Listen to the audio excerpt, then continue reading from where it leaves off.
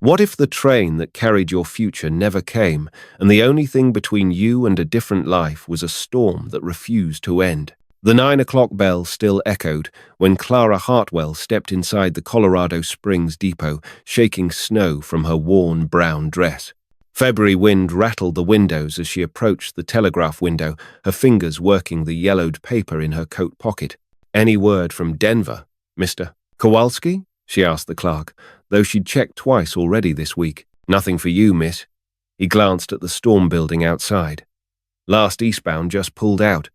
Won't be another till the pass clears." Clara nodded, watching through frosted glass as a tall man in an expensive coat paced the platform, consulting a silver pocket watch.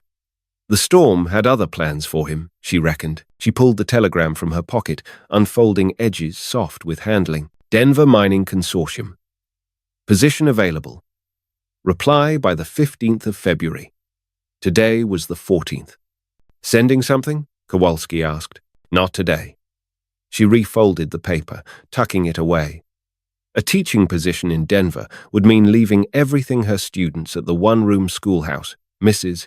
Chen, who brought her soup when she was poorly, the small life she'd built since Papa died. The depot door opened with a gust of snow and cursing. The man in the fine coat stomped inside, pulling off leather gloves. "When's the next eastbound?" His voice carried the clip of Eastern money. "Spring thaw, most likely." Storm settling in to stay. Kowalski pointed to the barometer. Dropping fast. The man's jaw worked like he might argue with the weather itself. Clara noticed his boots polished leather that had never seen a day's honest work. There must be alternate transport. A private coach. Through Ute Pass in this blow? Kowalski shook his head. You'd be froze solid before Palmer Lake. Clara turned toward the door, but the wind hit like a slap when she opened it. Snow drove horizontal now, turning the world white.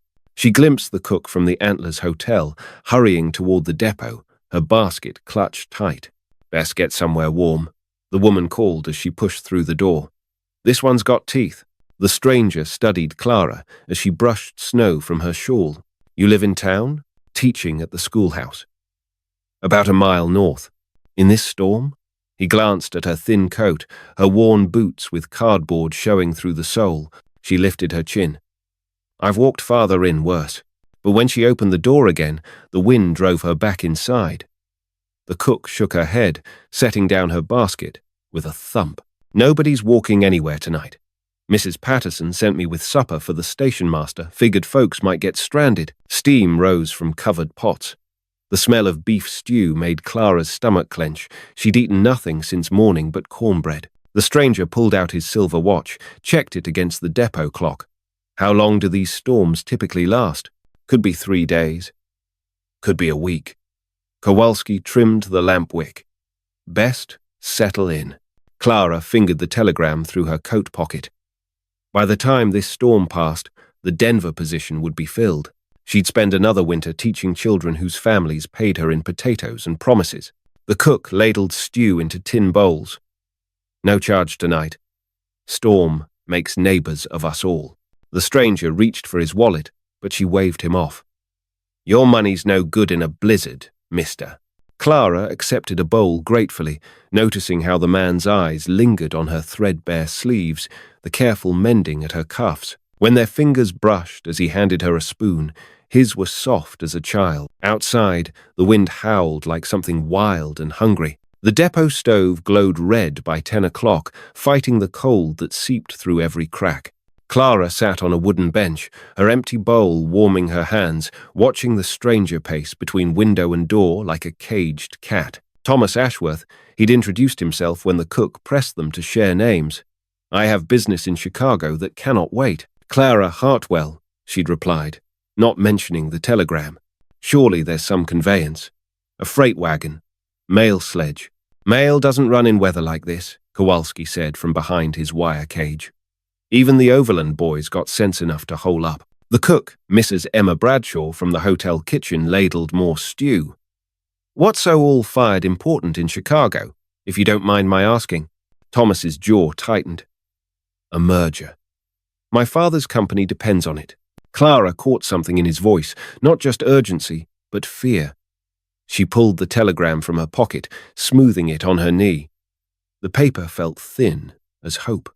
"Important letter?" Thomas asked, settling beside her on the bench. "Job offer.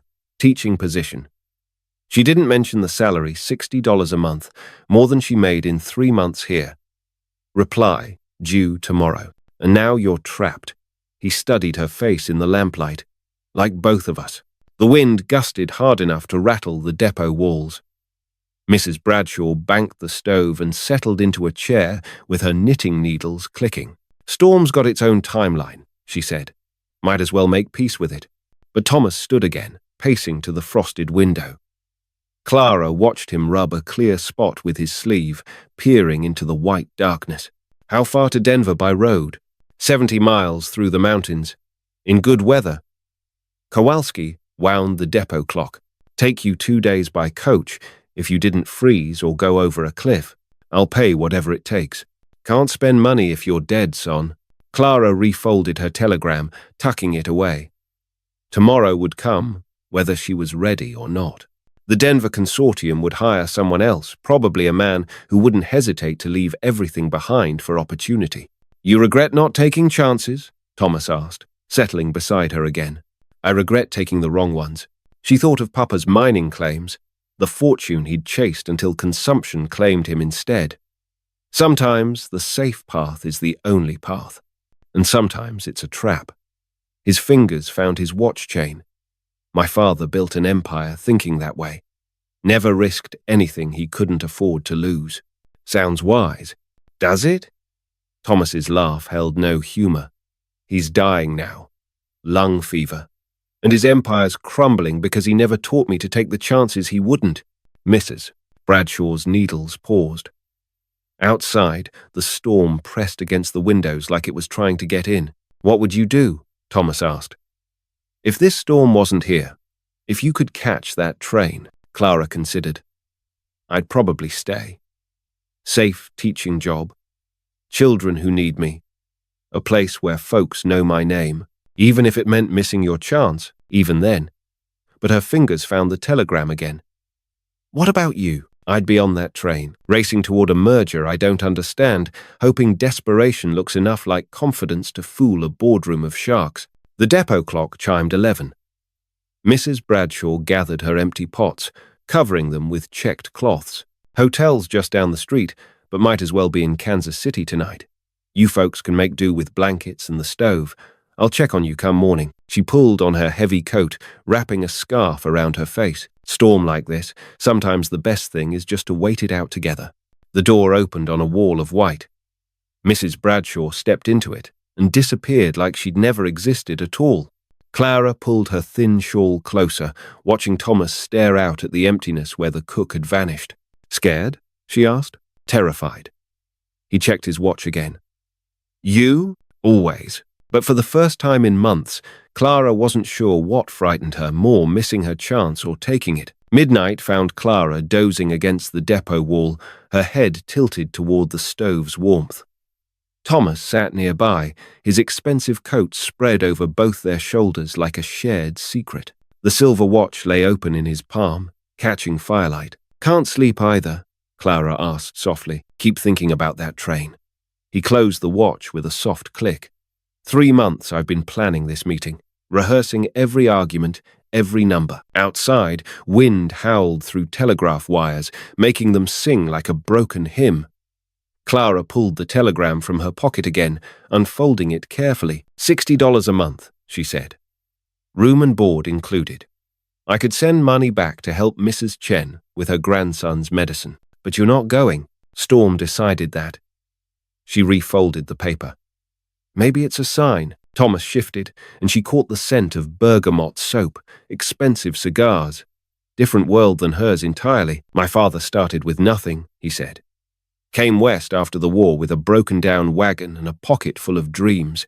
Built the first stamp mill in Clear Creek. Then another, then a dozen more. Sounds like he found what he was looking for. Did he? Thomas stared at the stove's glowing heart. 30 years later, he's dying in a mansion, surrounded by ledgers instead of people. Never took a day off, never missed a dividend payment, never learned his son's middle name. Clara turned to study his profile, strong jaw, but something uncertain in his eyes. What is it? Your middle name? James. After my mother's father. A smile ghosted across his face. She died when I was 7. Father never spoke of her after that. Too much like taking a chance on grief. The depot clock ticked toward 1, each second marked by tiny mechanical heartbeats. Clara found herself watching Thomas's hands, soft palms, but calluses at the fingertips where he wrote. You're not much like him, she said. Your father. No? Thomas looked at her, something shifting in his expression. I've spent 10 years trying to be exactly like him. Safe. Calculated. Never betting more than I could afford to lose. And now? Now I'm trapped in a snowstorm with a woman who's braver than she knows, wondering if I've wasted every day since I learned to count money. Clara felt heat rise in her cheeks. I'm not brave. Brave women take the teaching job in Denver. Brave women also stay where they're needed. He paused. Question is, which kind of courage matters more? The stove settled with a soft sigh, embers shifting like tiny stars. Clara realized how close they sat, how natural it felt to share his coat's warmth. When was the last time someone had cared if she was cold? Tell me about the merger, she said. Boring business, railroad consolidation, mining rights, supply contracts. But his eyes came alive as he spoke. 3 companies joining resources, sharing risk. Could revolutionize how silver moves from mountain to mint. You know it backwards and forwards. Every clause, every percentage. He paused. My father would have memorized the same details, but you understand what they mean, the human cost, the workers' families. Clara touched his hand. That's not the same thing. His fingers turned, catching hers. Warm despite the cold, steadier than his nervous habit with the watch suggested. What if we're both wrong? Thomas asked. What if courage isn't about staying or going, but about choosing the risk that helps someone else? Clara thought about her students, Tommy, whose father drank away his wages, Sarah, who walked 3 miles through snow to sit in the front row, little Miguel, whose English grew stronger every week. Then she thought about Mrs. Chen, counting coins for medicine, while her grandson coughed through long nights. The Denver job would help people too, she admitted, and my merger would keep 3,000 men employed through winter. Thomas squeezed her hand. Maybe we're both running from the same thing. Which is? The chance to matter. To someone who isn't counting what we cost them. 2 o'clock chimed through the storm-wrapped darkness. Clara closed her eyes, feeling the rise and fall of Thomas's breathing, the steady tick of his watch marking time they'd never get back. When she dozed again, she dreamed of trains that ran through snowstorms, carrying brave women toward chances they weren't afraid to take. Clara woke to grey dawn light, filtering through frost-covered windows and the smell of fresh coffee. Mrs. Bradshaw stood at the depot stove, pouring steaming liquid from a blue enamel pot. Storm's breaking, the cook announced as Clara untangled herself from Thomas's coat. He sat, slumped against the wall, his silver watch still clutched in one hand. Might have a train through by afternoon if the section crews can clear the tracks. Clara's heart jumped. The telegram crinkled in her pocket as she stood, working stiffness from her shoulders. Through the window she could see blue sky fighting through grey clouds, wind still gusting but without the fury of the night before. A train? Thomas was awake instantly, checking his watch against the depot clock. Eastbound? Should be. Depends on the drifts between here and Palmer Lake. Mrs. Bradshaw handed Clara a tin cup of coffee, black and strong enough to wake the dead. Kowalski's gone to check the telegraph lines. Clara cupped the coffee's warmth, feeling yesterday's certainty slip away like snow from a roof. She could still catch the Denver train. Still, send that telegram. Thomas stood and stretched, then walked to the frosted window. How long would it take to clear the tracks? Few hours if they're lucky, all day if they're not. Mrs. Bradshaw ladled cornbread batter onto a griddle. Weather might turn again. February's got more tricks than a medicine show. Clara pulled the telegram from her pocket, unfolding it on the wooden bench. The paper looked more fragile in daylight, edges soft with handling. Denver Mining Consortium. Position available. Reply by the 15th of February. Still got today, Mrs. Bradshaw observed, glancing at the yellow paper. Though barely. Thomas returned from the window, settling beside Clara. Without the intimacy of shared warmth and darkness, he seemed different, more distant, his expensive clothes marking the gulf between their worlds. "You'll take it," he said quietly. "The teaching job. I don't know." Clara refolded the telegram. "What about you? Still racing to Chicago, if that train runs?" But something in his voice suggested doubt. "Though I keep thinking about what you said. About helping people who aren't counting the cost."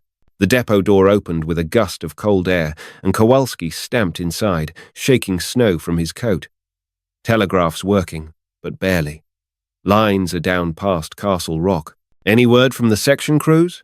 Mrs. Bradshaw asked, flipping cornbread on the griddle. "They're trying to punch through the drift at Devil's Gate. Might have the main line open by 2 o'clock. He glanced at Clara. "If you're sending that wire to Denver, miss, now's the time." Clara stood slowly, the telegram warm in her palm. Through the window, she could see the storm's damaged drifts 4 feet high, fence posts buried to their tops. The world looked different than it had yesterday. Smaller somehow. More fragile. "How much to send a telegram to Chicago?" Thomas asked suddenly. Kowalski consulted his rate card. $2 for 10 words. Thomas pulled out his wallet, counting bills. "I need to send a message to Ashworth Mining and Railroad Company. Priority delivery." Clara watched him write on a telegraph form, his handwriting careful and precise. She couldn't read the words upside down, but she saw him pause twice, crossing out lines and rewriting them. "What are you telling them?" she asked. "That I missed the train." He signed the form with a flourish. "That the merger will have to wait until I can get there properly. With time to do it right instead of just fast. Your father won't understand." "Probably not." Thomas handed the form to Kowalski along with his money. "But maybe that's the point." Mrs. Bradshaw slid cornbread onto tin plates, the smell mixing with coffee and wood smoke. Clara accepted a piece gratefully, though her stomach felt too tight to hold much food. "What about you, miss?" Kowalski asked. "Sending that telegram?" Clara looked at the yellow paper in her hands, then at Thomas watching her with eyes the color of winter sky. Yesterday, she'd been certain of her choice.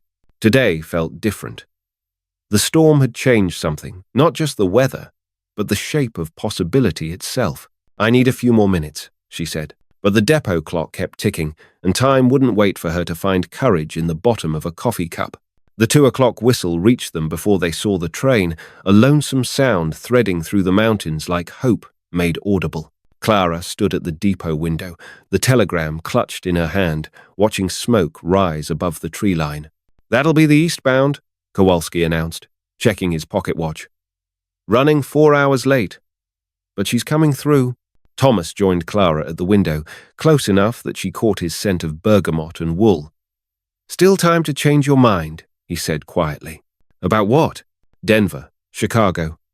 Whatever chances we talked ourselves out of in the dark." Clara studied his reflection in the glass. "You first." The train whistle sounded again, closer now. Through the trees she glimpsed black smoke and the gleam of steel rails cleared by morning work crews. Her heart hammered against her ribs like a bird in a cage. "I wired Chicago," Thomas said. "Told them the merger could wait until I understood it properly. Asked for 2 weeks to study the human cost alongside the profit margins, and if they refuse, then I'll know what kind of men I was dealing with." He touched the silver watch in his vest pocket. "Sometimes the most important business is learning when to walk away." The telegram crinkled in Clara's fingers. Through the window she could see the engine now, massive and black against white snow, pulling passenger cars painted green as summer grass. The sight should have filled her with excitement. Instead, she felt hollow. "Mrs. Chen's grandson needs medicine," she said. $60 a month would pay for that and more. It would. And there are children in Denver who need teachers just as much as mine do here. True again. Clara turned from the window to face him. But yesterday you told me brave women stay where they're needed." Thomas smiled, but his eyes held questions. Today, I'm wondering if they also recognize when they've found something worth staying for. The train pulled into the station with a hiss of steam and screech of brakes. Clara could see passengers moving in the windows, traveling salesmen and mining officials bound for Denver and points east. Her future, if she wanted to claim it. Mrs. Bradshaw appeared at Clara's elbow with a wrapped bundle of cornbread. For the journey, if you're going, I haven't decided. Haven't you? The cook's eyes were kind, but knowing. Sometimes the heart decides before the head catches up. Thomas stepped closer. Come with me. To Chicago? Anywhere. His voice dropped low. Yesterday, you said you regretted taking the wrong chances. What if this is the right one? The conductor's voice boomed across the platform. All aboard for Denver, Kansas City, and Chicago. 5-minute stop. Clara felt the telegram's edges, soft with handling. $60 a month. Medicine for Mrs. Chen's grandson. A chance to matter in a wider world.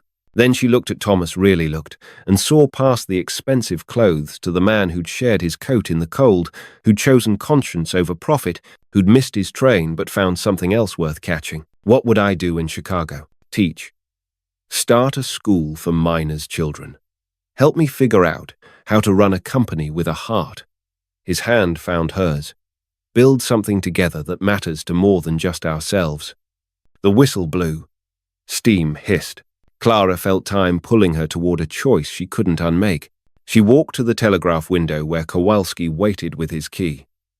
I need to send a wire. To Denver? Clara shook her head. To the superintendent of schools in Colorado Springs. She wrote quickly on the form. Tell him I'll be staying through spring term, but I'll need help finding medicine for Mrs. Chen's grandson. Thomas was beside her before she finished writing. And after spring term? After spring term, Clara folded the telegram carefully, tucking it into her pocket like a keepsake. After spring term, I might just catch a train to Chicago, if the offer's still good. The offer's good. Thomas checked his silver watch one last time, then closed it with a soft click. For as long as you'll have it. The eastbound pulled away in a cloud of steam and possibility, carrying other people's chances toward distant horizons. Clara and Thomas stood together on the empty platform, watching it disappear around the mountain curve.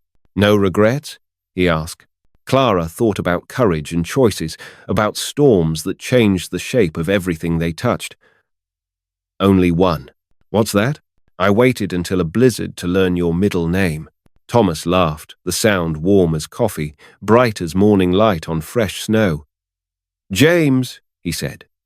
Thomas James Ashworth. And yours? Hope. Clara smiled up at him. Clara Hope Hartwell. Hope. He said it like a prayer. Perfect. The depot bell chimed 3 o'clock, marking time they'd never get back but didn't need to. Outside, spring snow was already melting in the Colorado sun. 6 months later, Clara stood in the doorway of a one-room schoolhouse in the Chicago stockyards, watching 23 children bent over their slates. Sunlight slanted through tall windows, illuminating faces from Ireland and Poland, Germany and Mexico, all learning English together with the determination their parents brought to America. Miss Hartwell, 8-year-old Anna Kowalski, distant cousin of the Colorado Springs telegraph operator, raised her hand. Will you tell us again about the blizzard? Clara smiled, touching the yellowed telegram she still carried in her pocket like a talisman. Not the job offer from Denver, she'd never sent that wire. This was different. A letter from Mrs. Chen, written in careful English, thanking her for the medicine money that arrived every month like clockwork. What would you like to know about it? How did you know to stay? Anna's English carried the music of her mother's Polish, the rhythm of dreams made audible. Through the window, Clara could see Thomas walking up the street, his silver watch chain catching afternoon light.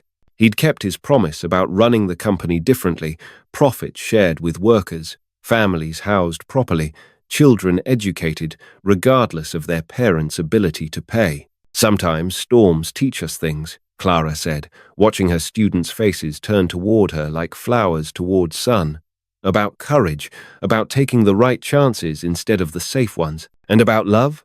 Anna asked with the boldness of 8 years old. Clara's hand found the simple gold band on her finger, Thomas's grandmother's ring, resized and polished, bright as hope, and about love. The school bell chimed 4 o'clock. Children gathered their books and slates, chattering in 3 languages as they spilled toward the door. Anna paused at Clara's desk. "My mama says you gave up a better job to stay and help people. Your mama's very wise. She says that's what brave women do." Clara thought about a telegram never sent, a train never caught, a chance that led to chances she'd never imagined possible. Sometimes brave women also learn when to let storms carry them where they need to go. The little girl nodded solemnly and skipped toward the door, where Thomas waited to walk Clara home to the house they'd bought near the lake, close enough to hear steamships calling to each other in the night. "Good day?" he asked, offering his arm. "The best kind." Clara pulled the door closed on another day of small miracles. "Ready to head home?" "Always," he said. "As long as you're there to share the journey." They walked together through the Chicago evening, past vendors calling their wares and children playing stickball in gaslit streets. Behind them, the schoolhouse windows glowed golden with promise. Ahead, lake wind carried the sound of ships setting out for distant harbors. Clara squeezed Thomas's arm, thinking of storms that changed everything, trains that carried some people away and brought others home, and the mysterious arithmetic of love that turned 2 separate chances into one shared life. The depot bell in her memory chimed once more, not lonely anymore, but full of all the possibilities that waited just beyond the next curve in the rails. If something in this story touched you, linger with us. We'll handle the rest.